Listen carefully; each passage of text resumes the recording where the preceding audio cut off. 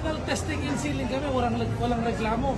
At saka mga nagamit, yung gagamitin ngayon. So, yung 10 test ballots na yun na mismo yung ginagamit natin. Wala kaming na-receive na reklamo. Wala kaming na-encounter na nagkamali yung, buti nga test, yung FTS, merong kaagad manual count. Samantalang ngayon, hindi natin malalaman. So sa manual count, yung parallel count ng electronic counting, tsaka manual, wala pong mga pinagkaiba. Pero natukoy po ba ninyo sa mga lugar yung sinasabi ni Senator? Hindi ko po matukoy yun kasi ang challenge ko, sabihin nyo kung saan at pupuntahan ko. Wala naman nagsasabi kung nasaan. So yung allegation ni Mayor Keo na sa Lawag Central, parang yung names daw niya hindi lumalabas. Okay. Kasama po ba siya doon? Yun yung gusto ko sana eh. Dapat kung yun yung nilagay, pwede nilang pakuan yun, nagprotesta sana. Kaso, hindi eh. So, ibig sabihin na-address yan.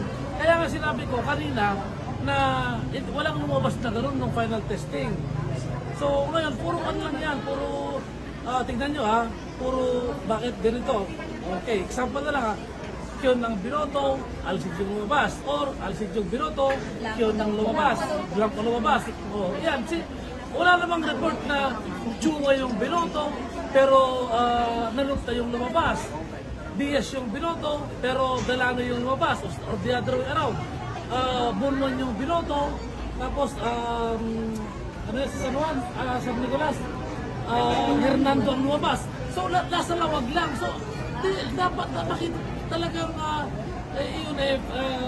kung talagang totoo yan, dapat hindi lang particular in Lawag, di ba? Dapat scattered yan. So, fake news talaga yan. Pero sir, yung kampo po ba niya nag-file na ng official complaint or report sa COMELEC dito sa Ilocos Norte? Wala pong regarding pinahal sa kasi yun nga, walang ebidensya na gano'n nang nangyari. Sa kaya challenge ko nga sila eh. In fact, sinabi ko na I risk my position. Sabi ko, pag napatunayan niyo yan, magre-resign ako.